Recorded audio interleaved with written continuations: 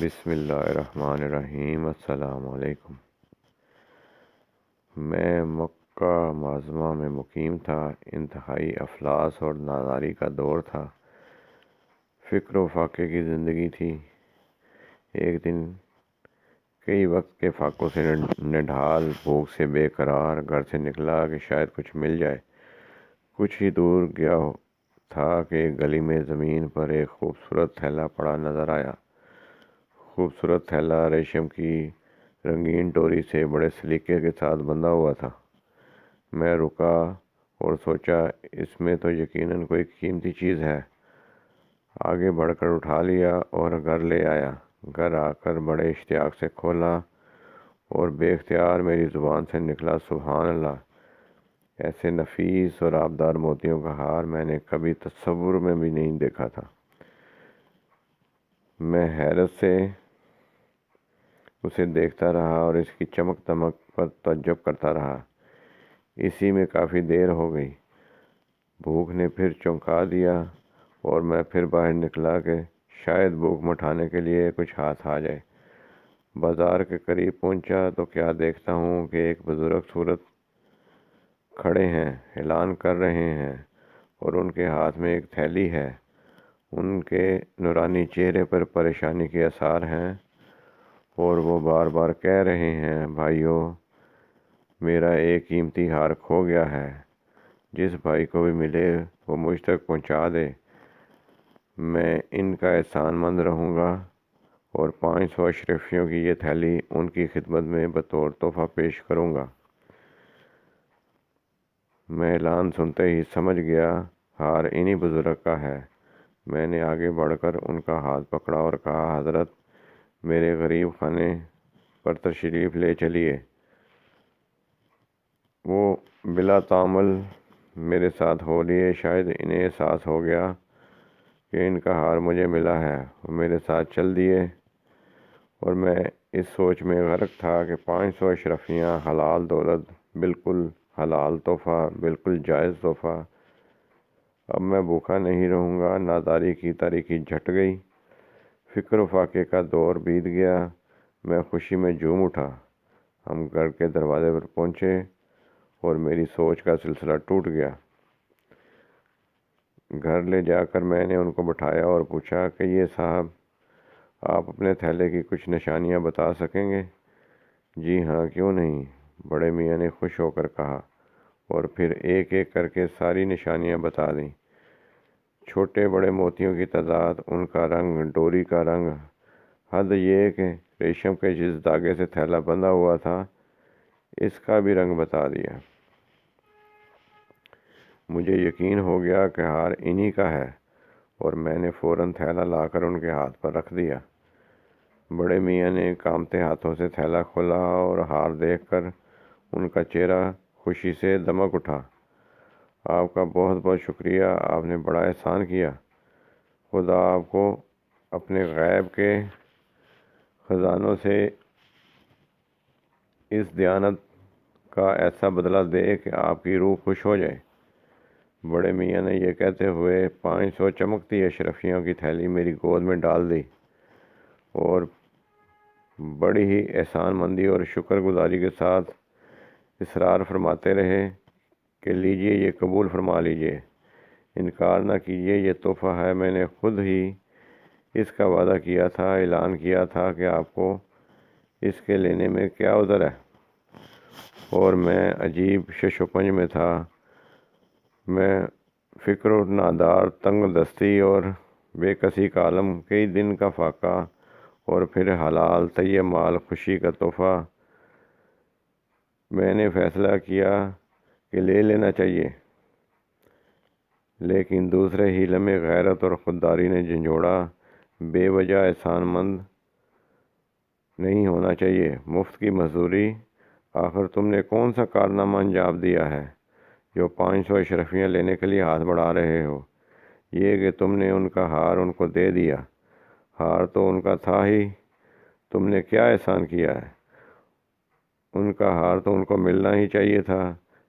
کیا اپنا دینی اور اخلاقی فرض پورا کر کے انسان سے مزدوری لوگے جو خود خدا کا فقیر اور محتاج ہے۔ میرے دماغ نے جھرجھری لی اور میں نے دو ٹوک الفاظ میں فیصلہ سنایا، حضرت آپ کی محبت کا شکریہ، لیکن میں یہ اشرفیاں نہیں لے سکتا۔ آپ کا مال خدا آپ ہی کو مبارک کرے۔ صاحبزادے، آپ کی اس بے نیازی اور بلندی سے میں بہت متاثر ہوا، لیکن میرے عزیز، میں جو کچھ دے رہا ہوں اپنی خوشی سے دے رہا ہوں، اور تحفہ قبول کرنے میں کوئی برائی نہیں ہے۔ بڑے میاں نے بڑے پیار بھرے لہجے میں کہا اور اصرار کرنے لگے۔ میں نے پھر اپنا دو ٹوک جواب دہرایا، حضرت آپ کی محبت کا شکریہ، لیکن میں یہ اشرفیاں نہیں لے سکتا۔ آپ کا مال خدا آپ ہی کو مبارک کرے۔ میں نے محسوس کیا کہ میرے فیصلہ کن انداز سے بڑے میاں کچھ گھٹن سی محسوس کر رہے ہیں، تو میں نے عرض کیا، حضرت آپ کچھ احساس نہ کریں، آپ خود ہی غور فرمائیں، آپ کا ہار آپ کو پہنچا کر میں نے کون سا کمال کیا ہے؟ یہ تو میرا فرض تھا، میری دیانت کا تقاضا تھا۔ میں جانتے بوجھتے آپ کی چیز کو نہ پہچانتا تھا، نہ جانتا تھا۔ اگر آپ کی چیز کو آپ تک نہ پہنچاتا تو مجرم ہوتا۔ حقیقت یہ ہے کہ میں نے کوئی ایسا کام نہیں کیا جو معاوضے کے قابل ہو، اور میں آپ سے اس کا معاوضہ لوں۔ خدا کا شکر ہے میں اپنے فیصلے میں کامیاب رہا۔ کافی کشمکش رہی، لیکن خدا نے مجھے اپنے غیرت مندانہ فیصلے پر جمنے کی داخلی قوت بخش دی۔ کشمکش خارج میں بھی تھی اور داخل میں بھی تھی۔ خارج میں کشمکش یہ تھی کہ بڑے میاں شدید اصرار کر رہے تھے۔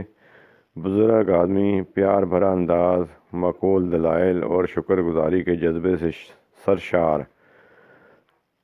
اگر خدا میری دستگیری نہ فرماتا تو میں ضرور ڈگمگا جاتا۔ داخل میں کشمکش یہ تھی کہ میں انتہائی ضرورت مند تھا، جو کچھ مل رہا تھا بالکل حلال تھا۔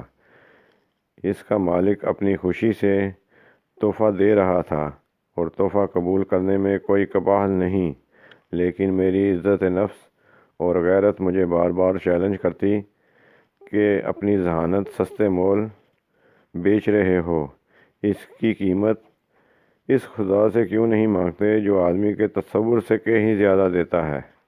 اور آخر کار میں نے قطعی فیصلہ سنایا۔ خدا نے مجھے اس امتحان میں کامیاب فرمایا، اور میں نے فرض کو فرض کی طرح ادا کر کے یوں محسوس کیا جیسے دونوں جہاں کی دولت سے میرا دل مالا مال ہے۔ ناداری اور فقر و فاقے کے باوجود میں آج خود کو دنیا کا سب سے بڑا غنی محسوس کر رہا تھا۔ بڑے میاں ہار لے کر روانہ ہو گئے۔ اب سنیے خدا کی قدرت کے کرشمے۔ بے شک خدا بڑا ہی باریک بین ہے، اس کی تدبیریں بڑی ہی زمین دوز ہوتی ہیں۔ وہ حالات کے رخ کو وہاں سے پھیرتا ہے جہاں کسی کو نظر بھی نہیں آتا، اور کسی کی نظر نگاہ بھی نہیں پہنچتی وہاں تک۔ وہ اندھیرے کنویں کی تہہ سے تخت مصر کو جنم دیتا ہے۔ وہ حدیبیہ کے بظاہر شکست خوردہ معاہدے کو فتح مکہ کی دستاویز بناتا ہے۔ وہ مکے سے مظلومانہ ہجرت کو فاتحانہ داخلے کا پیش خیمہ بناتا ہے۔ بس ضرورت اس بات کی ہے کہ آدمی اسی کی خاطر صبر دکھائے اور سارے سہاروں سے بے نیاز ہو کر اسی کا سہارا پکڑے۔ ایک فاقہ مست نادار بھوک سے بے تاب، اس کو 500 اشرفیاں پیش کی جا رہی ہیں۔ وہ انتہائی ضرورت مند ہے اور تحفہ دینے والا اصرار کر رہا ہے، احسان مند ہو رہا ہے، لیکن فاقہ مست صرف اس لیے انکار کر رہا ہے کہ میں اپنے حسن عمل کا انعام اس سے لوں گا جس نے اس بزرگ کو بھی یہ اشرفیاں دی ہیں اور پیش قیمت ہار دیا ہے، اور جو اتنا دیتا ہے کہ لینے والا تھک جائے۔ اس کے بعد جو کچھ پیش آیا وہ بڑا ہی حیرت انگیز اور ایمان افروز ہے۔ ہوا یہ کہ کچھ ہی دنوں کے بعد میں مصر کے سفر کے ارادے سے مکہ معظمہ سے روانہ ہو کر ایک کشتی میں سوار ہوا۔ کشتی میں اچھے خاصے مسافر تھے۔ کشتی خرامہ خرامہ پانی کے سینے کو چیرتی ہوئی چلی جا رہی تھی اور ہم سب مسافر مگن تھے کہ یکایک ہوا تیز ہوئی، موجیں اٹھیں، کشتی سے ٹکرائیں اور ہماری کشتی منزل سے دور بیچ دریا میں ہچکولے کھانے لگی۔ بفری ہوئی موجوں نے کشتی توڑ دی اور مختلف منزلوں کو جانے والے مسافر ایک ایک کر کے ایک ہی منزل کی طرف روانہ ہونے لگے۔ میں بھی سوچ رہا تھا کہ میرا یہ سفر آخرت ہی ہوگا، لیکن خدا کو جس کو زندہ رکھنا چاہیے، موجیں اس کا کچھ نہیں بگاڑ سکتی۔ خدا کی قدرت، میں اسی تختے پر بدستور بیٹھا رہا جس پر بیٹھا تھا۔ کشتی ٹکڑے ٹکڑے ہو گئی، مسافر سب ڈوب گئے۔ اب میں تھا، کشتی کا یہ ٹکڑا تھا اور موجیں اس تختے کو دھکیل رہی تھیں۔ اس میں موجوں کے رحم و کرم پر بہہ رہا تھا۔ مجھے کچھ معلوم نہ تھا کہ کہاں جا رہا ہوں۔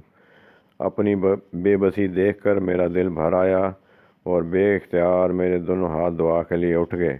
خدایا، میں نے کبھی زندگی میں تیرے سوا کسی کا سہارا نہیں ڈھونڈا۔ خدایا، کیا آج تو مجھے ان خونخوار موجوں کے حوالے کر رہا ہے؟ اور خدایا،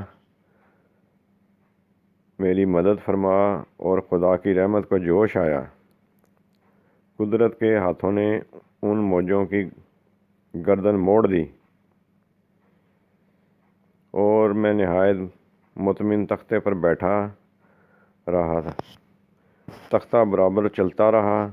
ایک مدت کے بعد مجھے ایسا محسوس ہوا کہ ساحل قریب آ رہا ہے اور میں آبادی سے قریب ہو رہا ہوں، اور ایک دن قدرت کے ہاتھ نے تختے کو ساحل سے لگا دیا۔ میں خشکی میں اترا۔ کافی دنوں کے بعد میں نے خشکی دیکھی اور میں شکر کے جذبات سے سرشار سجدہ شکر بجا لایا۔ یہ ایک جزیرہ تھا، بڑا ہی حسین اور شاداب جزیرہ۔ جزیرے میں مسلمان آباد تھے۔ مسجدوں کے مینارے اپنی عظمت کی گواہی دے رہے تھے۔ میں آبادی میں گیا اور ایک مسجد میں پہنچا۔ خدا کے شکر سے میرا سینہ لبریز تھا، محبت کے جذبات امٹ رہے تھے۔ میں نے قرآن پاک اٹھایا اور جذبے میں بلند آواز سے نہایت درد کے ساتھ تلاوت کرنے لگا۔ جزیرے کے لوگوں نے جب میری آواز سنی تو ایک ایک کر کے مسجد میں جمع ہونے لگے اور پورے جزیرے سے میری آمد کا چرچا ہونے لگا۔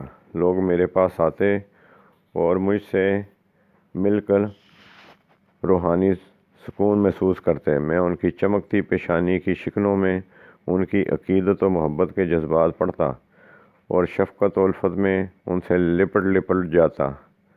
دن گزرتے رہے اور یہ لوگ مجھ سے قریب ہوتے رہے۔ میری تلاوت اور قرات نے لوگوں پر بڑا اثر کیا اور ان لوگوں نے درخواست کی کہ آپ ہمیں بھی اسی طرح قرآن پڑھنا سکھا دیں۔ میں نے خوش دلی سے ان کی درخواست منظور کر لی اور قرآن پڑھانے کا مدرسہ کھل گیا۔ قرآن پڑھنے والوں کی تعداد میں روز بروز اضافہ ہوتا رہا اور جزیرے والوں میں میری بڑی شہرت پھیل گئی۔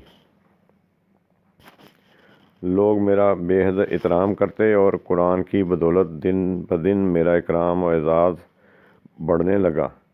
لوگ اپنی حیثیت کے مطابق ہر طرح کے تحفے لاتے اور محبت کا اظہار کرتے۔ ایک دن میں مسجد میں بیٹھا ہوا تھا کہ پرانی کتابیں دیکھ رہا تھا کہ قرآن پاک کے کچھ صفحات ملے۔ انتہائی خوش خطی سے بھی مجھے دلچسپی تھی۔ میں نے وہ اوراق بڑی احتیاط سے اپنے پاس سنبھال کر رکھ لیے۔ جب بھی میں ان سے اور ان صفحات پر نظر ڈالتا، کاتب کی فنکاری پر دل مسرور ہو جاتا۔ ایک دن کچھ لوگوں نے میرے پاس وہ صفحات دیکھے اور ان سے میری غیر معمولی دلچسپی کو بھی پھانپ گئے۔ لوگوں نے محسوس کر لیا کہ مجھے اس فن سے بھی لگاؤ ہے۔ پھر کچھ لوگ مصر ہوئے کہ ہمیں بھی خوش خطی سکھا دیجیے، اور میں نے فراخ دلی سے یہ فن بھی لوگوں کو سکھانا شروع کر دیا۔ اب میرے پاس ہر وقت لوگ جمع رہتے ہیں، بچے بھی، جوان بھی، بوڑھے بھی۔ کوئی قرات سیکھتا، کوئی کتاب سیکھتا، اور کوئی یوں ہی میری صحبت میں بیٹھنے کو سعادت سمجھتا۔ میں حیران تھا کہ خدائے بے نیاز نے اپنے ایک گمنام بے مایہ بندے کو کیسی عزت، شہرت اور مقبولیت بخشی۔ لوگ ایسے گرویدہ ہو گئے کہ جس کو جب بھی موقع ملتا میرے پاس بیٹھ کر سکون پاتا، اور جس چیز کو وہ جو میسر ہوتا اچھے سے اچھا تحفہ میرے لیے لاتا، اور تھوڑے ہی دنوں میں خدا نے مجھے مالا مال کر دیا۔ اس طرح وہاں رہنے والے کافی دن گزر گئے اور وہاں کے باشندے مجھ سے انتہائی مانوس ہو گئے۔ تو بعض سمجھدار لوگوں نے آپس میں مشورہ کیا اور پھر یہ مخلصانہ رائے دی کہ معلوم کرنے میرے پاس آئے، اور میں خاموش رہا۔ لوگوں نے پھر اصرار کیا اور خود ہی کہنے لگے کہ یہاں ایک نہایت ہی خدا رسیدہ بزرگ تھے، اللہ نے انہیں سب ہی کچھ دے رکھا تھا۔ آپ کے آنے سے کچھ روز پہلے ان کا انتقال ہو گیا۔ جزیرے والے ان کو بہت مانتے تھے، اور تھے بھی وہ واقعی بڑے پارسا۔ خدا ان کی قبر کو نور سے بھر دے۔ ان کی ایک بہت ہی حسین و جمیل اور سلیقہ مند لڑکی ہے، ہر فن میں ہوشیار ہے، بڑی ہی نیک سیرت۔ اگر آپ پسند فرمائیں تو ہم آپ کا پیغام دے آئیں۔ بڑا ہی دیندار گھرانہ ہے، آپ کے لیے تو انتہائی مناسب رشتہ ہے، اور ان کو بھی آپ سے زیادہ موزوں رشتہ نہ ملے گا، بس آپ کی رضامندی کی دیر ہے۔ میں نے اول تو کوئی خاص توجہ نہ دی، لیکن ان لوگوں کی یہ باتیں سن کر میرے دل میں بھی ہلچل شروع ہو گئی۔ میں نے سوچا میں جوان ہوں، شادی رسول اللہ صلی اللہ علیہ وآلہ وسلم کی سنت ہے، مجھے بھی خدا نے ہر سہولت دے رکھی ہے، اور پھر لڑکی ایک خدا رسیدہ بزرگ کی نشانی ہے۔ نیک بیوی تو دنیا کی سب سے زیادہ مایہ نعمت ہے، اس سے انکار تو یقیناً محرومی ہے۔ اور میں نے اپنی رضامندی کا اظہار کیا۔ لوگ اتنے خوش ہوئے جیسے کوئی بہت بڑی نعمت ہاتھ لگ گئی ہو، اور پھر چند ہی روز میں خدا کے فضل و کرم سے میری شادی ہو گئی۔ شادی کے بعد جب میں اس لڑکی سے میری پہلی ملاقات ہوئی تو اس کے گلے کو دیکھ کر میں حیران رہ گیا، اور پیکر حیرت بنا اس کے گلے کو دیکھتا رہا۔ لڑکی چندے آفتاب چندے ماہتاب تھی، لیکن میرے لیے تو سب سے زیادہ کشش اس ہار میں تھی جو وہ پہنے ہوئے تھی، اور میں اس ہار کو دیکھتا ہی رہ گیا۔ بیوی کو بھی میری اس بے توجہی کا حرکت پر بڑی حیرت تھی، اور گھر کے دوسرے لوگ بھی حیران تھے کہ خدا نے چاند سی بیوی دی جو حسن و سلیقے کا پیکر ہے، اور یہ حضرت اس کی طرف متوجہ ہونے کے بجائے موتیوں پر نگاہیں جمائے ہوئے ہیں۔ اور میں سوچ رہا تھا کہ پروردگار، یہ ہار اس لڑکی کے پاس کہاں سے آیا؟ یہ تو وہ ہار ہے جو مجھے مکے کی ایک گلی میں ملا تھا، اور پھر مجھے ہار کے مالک یاد آئے، اور ان کا پیار بھرا اسرار پورا منظر میری آنکھوں میں پھر گیا۔ میری آنکھوں میں تیز آنسو تیرنے لگے، اور میری نگاہیں بار بار ہار پر جمی ہوئی تھیں، ہار ہی کی طرف دیکھ رہی تھیں۔ جب کافی دیر ہو گئی تو گھر کے لوگوں نے میری اس حیرانی اور عجیب و غریب حرکت پر تعجب کا اظہار کرتے ہوئے پوچھا، میاں یہ عجیب بات ہے، خدا نے تمہیں اتنی خوبصورت دلہن بخشی ہے، اور تم ہو کہ اس طرف توجہ کرنے کے بجائے ٹکٹکی باندھے ہار کو دیکھتے جا رہے ہو، آخر یہ کیا بات ہے؟ میں نے اپنے جذبات پر قابو پاتے ہوئے کہنا شروع کیا، ایک زمانہ تھا کہ میں مکہ معظمہ میں رہا کرتا تھا، بڑے ہی تنگی کے حالات تھے، ایک دن بھوک سے بےتاب گھر سے باہر نکلا، شاید کچھ ہاتھ آ جائے، کیا دیکھتا ہوں کہ ایک تھیلا ریشم کی ڈوری سے بندھا ہوا ہے۔ میں نے اسے اٹھا لیا، اٹھا کر گھر لایا۔ جب کھولا تو انتہائی نفیس موتیوں کا پیش قیمت ہار تھا۔ تھیلا گھر میں رکھ کر پھر نکلا تو کیا دیکھتا ہوں کہ ایک بزرگ اسی ہار کے بارے میں اعلان کر رہے ہیں اور کہہ رہے ہیں کہ جو بھی مجھ کو میرا ہار دے گا، میں اس کی خدمت میں 500 اشرفیاں تحفے میں پیش کروں گا۔ میں انہیں اپنے گھر ساتھ لایا اور ہار ان کی خدمت میں پیش کیا۔ بزرگ بہت ہی خوش ہوئے اور بڑے اصرار کے ساتھ مجھے 500 اشرفیاں دینے لگے۔ میں نے کہا، حضرت، میں یہ اشرفیاں ہرگز نہیں لوں گا۔ میں نے آپ کی چیز آپ کو پہنچا کر کوئی کمال نہیں کیا، اپنا فرض ادا کیا ہے۔ ان کا چہرہ خوشی سے دمک اٹھا اور انہوں نے دل کی گہرائیوں سے مجھے دعا دی۔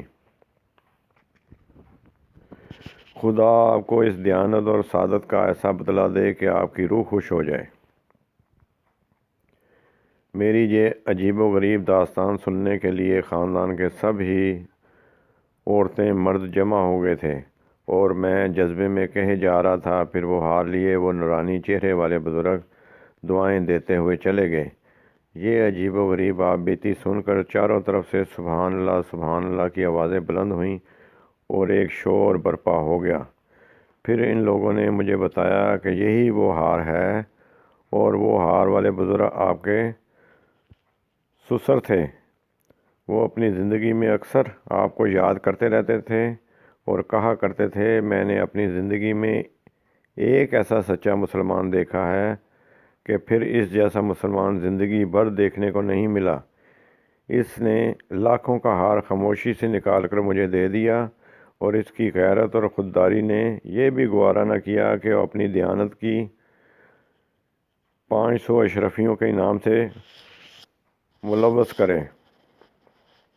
وہ بڑی حسرت سے کہا کرتے، کاش وہ نوجوان مجھے پھر مل جاتا تو میں اپنی بچی کا اس کے ساتھ نکاح کر دیتا، اور آخری دنوں میں تو وہ آپ کو بہت ہی یاد کرتے تھے اور اکثر ان کی زبان پر یہ جملے ہوتے تھے، کاش وہ نوجوان مجھے مل جاتا تو میں اپنی پیاری بیٹی اس کے حوالے کر دیتا۔ اور آج ہماری آنکھوں نے یہ ایمان افروز منظر دیکھا۔ خدا نے اپنے اس صالح بندے کی دعا قبول فرمائی۔ میرا رواں خدا کے شکر سے سرشار تھا۔ میں خوشی کے آنسو پہنچے اور بے اختیار اپنے محسن کے خدا کے حضور سجدے میں گر گیا۔ سبحان اللہ، اللہ اکبر۔ اللہ حافظ، السلام علیکم۔ دعاؤں میں یاد رکھیں۔